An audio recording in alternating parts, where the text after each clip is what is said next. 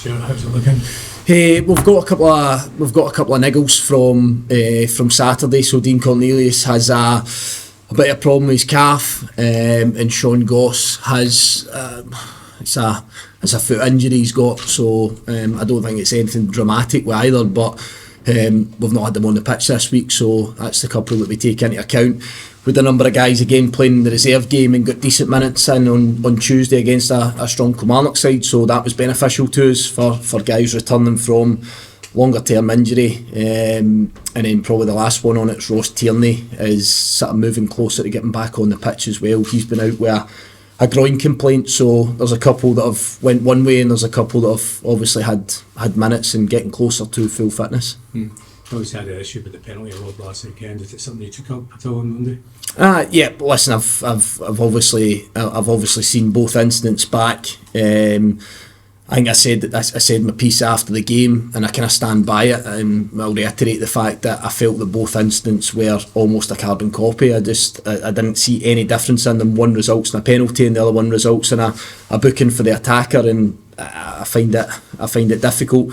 Again, I don't want to keep using it as a stick to beat everyone over the head with, but I still look and I just want consistency. So I think I'm always fair in that sense, and very, very honest. And what I did say was that even if it was 2 penalties, then I think that gives us all clarity. If it's 2 yellow cards, then that gives us clarity. But the fact that we had 2 completely different outcomes in that scenario, I find it baffling. I really do. Still find it incredibly baffling.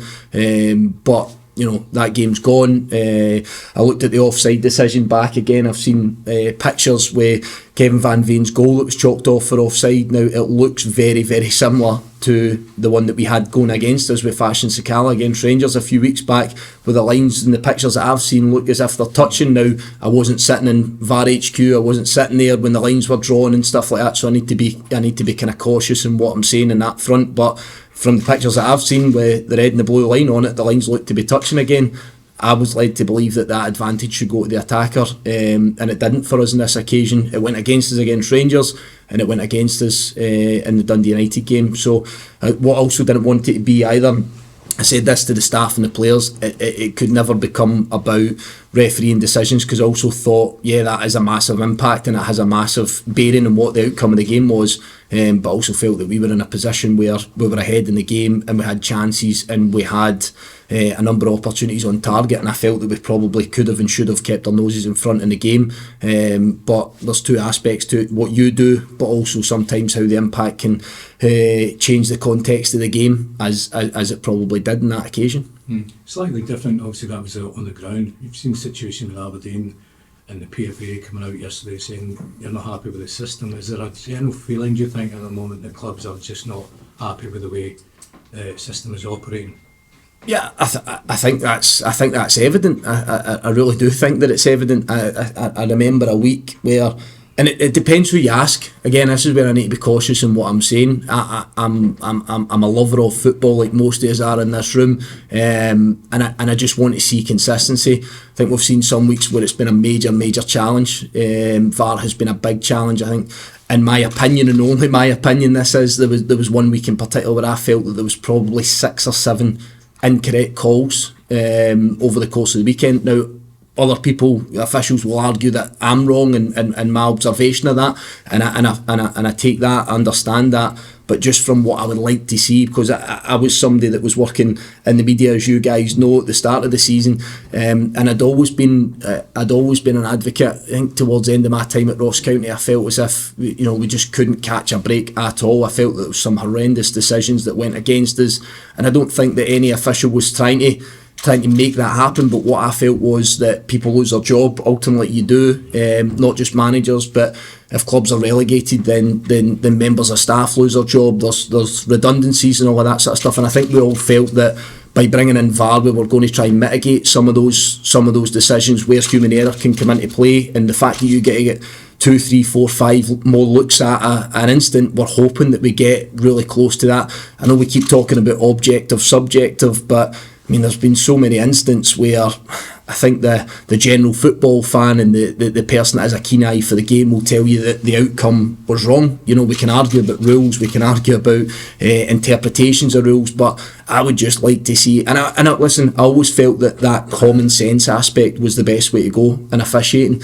I always felt that when I was a player, and I know the game has changed completely since then, I always felt that the officials that you could speak to, that you could communicate with, that at times held their hands up when they made mistakes, because I make mistakes as a manager, players make mistakes on the park, but I always felt that when you hold your hands up to that mistake, at times players have a kind of understanding, and they have a bit of sympathy with you. They know it's a difficult job. I think what I find hard at times is, and again this is only my opinion, when I see decisions that are wrong, that we still argue that we've got them right, and sometimes I just think we would quite like to see that wee bit of humility, just to make sure that everybody's on the same page, that we understand, yeah, it has been a mistake, but you know, the weekend that I'm talking about, in my opinion, where I felt there was 6 or 7 errors across 6 fixtures in the Premiership, then I don't think we can ever get to that stage, not with this system in play and not with the money that the football clubs are spending. Now, you put the mics in front of other people, they'll tell you that they got 6 or 7 of those decisions correct. But I think when you listen to so many good football minds and guys that have got an absolute wealth of experience in the game, take myself out of it, but other managers in the game that have spoken a similar topic,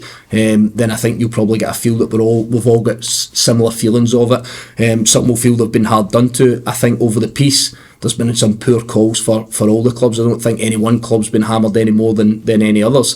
But the flip side to it, where I need to be balanced on it as well, is that there have been some calls that have helped us. There definitely have been.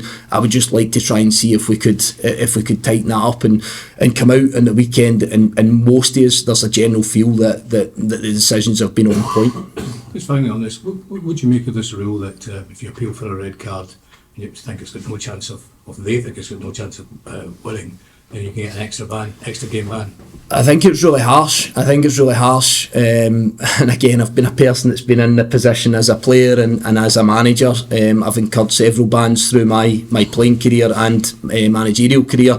I think it's harsh. What I would say is that I think if you're appealing something that everyone can see is blatantly a red card, then that becomes silly and probably should incur. But the situation that you refer to, again, I'm only saying this as a football fan because I don't have any impact in the fight on this one. I just felt that if you had a still in 2 separate instances, it could look like a red card for Shinnie, but it also could look like a red card for Baldwin.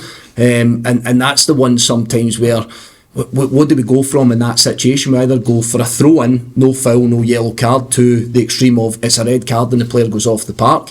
And I've seen several this season as well, and I can be a wee bit more specific with 2 that jump into my mind. And again, when I was working in the press, one was Holt, Jason Holt at Livingston. I was at the game at Easter Road, and the other one was Scott Pittman against St Mirren. And both players looked, for me, clear favourites to win the ball. I didn't even think there was a challenge to be had. And both players received red cards at the end of it. Now, you could look at it several different ways. I think the one was with Bacchus, from St Mirren, with Pittman at Livingston. And I actually felt that the St Mirren player kicked through the Livingston player, and the Livingston player ends up receiving a red card. So my point is that if you pause it in certain moments, it could look like a completely different outcome. And I tend to think that if you see that footage and you think there's a little bit from both players, then the common sense bit for me, and probably what I would like to see, I don't want to see players getting sent off for those situations. I really don't. I understand you're in control, or you're led to be in control of what happens with your follow through in a challenge. But in those instances, that's 3 that I'm using just now with Shinnie and the 2 Livingston players, where I just don't think that there's anything to be given in those situations. I really don't. That's my view on it. And therefore, if I'm saying that and many other people are, then to incur a further ban on top of the appeal, then I think's incredibly harsh. Sure, just looking at the game on Saturday, everybody's going to see Celtic as favourites to win. What's your view on it? Of course, they're favourites to win. I don't think there's any doubt in that. I think what I have to do is pay massive compliment to the work that they do, the consistency levels that they have. I've kind of touched on this in the past, that I've played against top teams in the past that get their nose in front and take the foot off the pedal and maybe don't sort of put teams to the sword. The energy levels can drop out. That intensity to go and score goals maybe isn't quite there if you're ahead in the game. I see a different version now. I see a Celtic team that when they score one, they want two. They get two, they want three. You look at the style of play. You look at the application of the players. You look at their probably their mindset to do what the manager asks. I just think is first class. So in all those aspects, I think it proves and it shows over the course of sort of 2 seasons since Ange Postecoglou has been in charge at Celtic that it's such a difficult task. We know that it's the most difficult fixture that you're going to face in the division. But what I do also look at as well is we never go into any game thinking that we're going to be second best. We never go into any game and think that we can't get anything out of it. So that mindset's never changed throughout my career. That's going to be the message and has been the message to the players. But I think it's having a realisation of what the game's going to look like and make sure that you can acquit yourself well within that.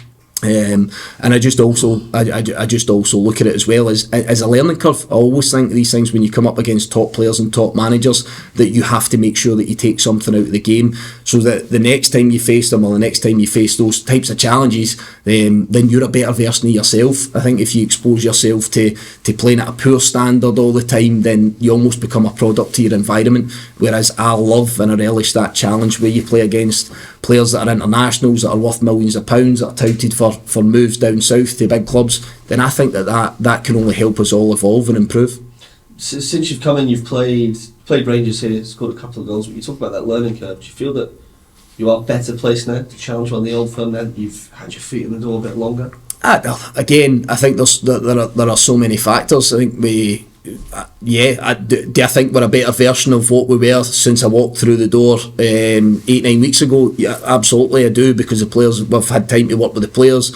They've heard my voice, they've heard my message, they've had a bit of success off it in certain games. So yeah, I think we are a better version of what we were then. I think we've been able to add on more layers to what we want to do, but that doesn't take away from the fact that it's going to be such a tough game and playing against a team that's quite clearly brimming with confidence and flying. But I'll reiterate the fact again, I think you've got to look forward to these games. I don't think you curl up into a ball and hope that you don't get picked for the game and hope that nobody puts you under pressure by throwing you out there.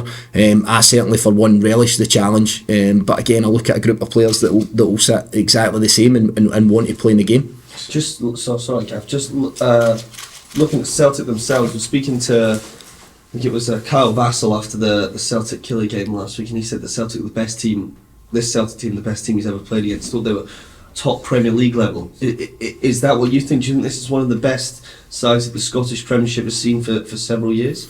I think it is, yeah. Again, a massive Scottish football fan, have been my entire life, and I think that you would pitch this team up there with many other excellent sides. You know, we look at sides that have got to European finals, Celtic, Rangers sides that have got to European finals, and I for one would pitch this side right up there with those. It's a different way of playing. I keep stressing that as well. I think that's been the intrigue for a lot of people within Scottish football, that we're actually seeing different factors, different facets of the game that maybe we haven't seen at times. But again, I always just keep going back to this relentless nature. I think it's one thing to be a good side, but I think it's another thing to continually do that throughout 90 minutes, but also do it through a full course of a season, cup competitions as well, and as I say, that then becomes a huge challenge for the teams that have to face Celtic on a weekly basis, because I don't think that anybody sits at any point and thinks that they're going to get a poor version of them. I think you're probably in most cases going to get the absolute best version. It's what they demand, it's what the players respond to, but what my job is to make sure that our players respond to that and they're well equipped to face it. Kevin Van Veen, Stuart, he's scored 23 goals this season. Is he someone that you think could fly under the radar when it comes to the end of the season and awards and not get the credit he deserves sometimes? The individual awards are great, aren't they? They're really, really good. But I just think that Kevin, being the type of guy he is, he knows that his job is to go and perform in the fashion that he has done for this football club. If you get those individual awards at the end of it, there's no use me sitting here and trying to tell people that they should be up for those awards. If people think that that's the case, then he'll get a nod in that direction. I think the fact that you're asking me a question on it probably suggests that we can all see what we see. You know, how big a goal threat he is, how good he's been for us, And really all I'm concerned, and I know Kevin's concerned, is making sure that he does the best for this club. And if that's the case, I think the other individual accolades probably come as a result. But I think that for somebody to score 23 goals as the number 9 at Motherwell is always going to be a fantastic achievement, and I don't think any of us can ignore it. Sure, I think it was your last visit to Celtic Park, but you obviously took a team there that was ended a long record of Celtic's cup wins. Celtic got a tremendous winning record now as well. You take something from that into Saturday. You offered me that one just now. I'll take it just now if you're offering it. Yeah, I think it's a good question. Yeah, I do take aspects of it, facing a completely different side, I think, of that team, maybe that I faced at that time, which was an amazing result a few years ago. I think there's only maybe one player or so, maybe Callum McGregor, that's left from that group. Other than that, it's generally a different team. Maybe Greg Taylor as well, I forget, but I just think it's a completely different challenge. But I also look at aspects when you go to these big venues and play against the big teams, what has worked for you in the past, what can you draw on, what comparisons can I make from the group of players that I now work with that might be effective in this particular game. Like I say, the style's completely different, the dominance right this minute is completely different, but you definitely draw on aspects that may have worked for you before. You might have to tweak and adjust them slightly, but I think it's important that if you've had a plan that's worked before, that you don't deviate too far from it, but you use aspects of it that have worked. And what was a fantastic day for me personally, for Ross County as it was at the time, but maybe trying to find some sort of blueprint that can make you competitive when you go to Celtic Park. Obviously Celtic had a few, the form wasn't as great then as it was now, but did you have to kind of instill belief in the players when they went there, because the cup record was extraordinary? It was still Celtic Park, it was still a team full of internationals and top players. Yeah, and again, I'll probably go back to a personal point of view without going into it too much. I'd been made aware at the time that I had a couple of games to save my own job, and get in there with that knowledge. I think you've got to thrive on it. I don't think there is a more high pressure situation than going to Celtic Park and being told that you've got a couple of games to save your job. So I personally enjoy it, as in I relish a challenge, I relish a bit of pressure. But yeah, in terms of the players, I think the players have done enough in recent weeks to suggest that they're a good side and that we've got a good group here as well. I keep going back to it's not our fight. It definitely isn't our fight to go and play against Celtic and be expected to win and get results there. But that doesn't mean to say that you're not working with good professionals, competitors that want to be challenging for every 3 points that are at stake. And I think that we'll have that side of it from our group come Saturday. Stuart, you said there, just finally said there that the Celtic team's right up there with the previous teams. Like, you're referring to Martin O'Neill's team that went to Seville? Yeah, very different, aren't they? They're very different. But that was something I was speaking to somebody about yesterday. You look at the quality of players that Celtic had then, and you look at some of the international players that Rangers have had through time and all of that. They're top end guys coming from teams successful in World Cups. You look at some of the Dutch players, you look at guys like Larsson and all these types of players that were, for me, right up there with the best about, certainly across Europe for spells. And again, I look at it with Celtic. I know the game's changed in other leagues and the finances are different, but I think what Celtic are doing is they're unearthing some absolute gems that some of the top clubs will be sitting up and taking note of, and full credit to them for doing that, because it's very easy to spend a lot of money and bring in the finished article. It's another thing to go into different markets and bring in players, let's be honest, that a lot of us had no awareness of, but certainly since they've put their boots in the ground in Scotland, we can see the quality that they bring to Celtic.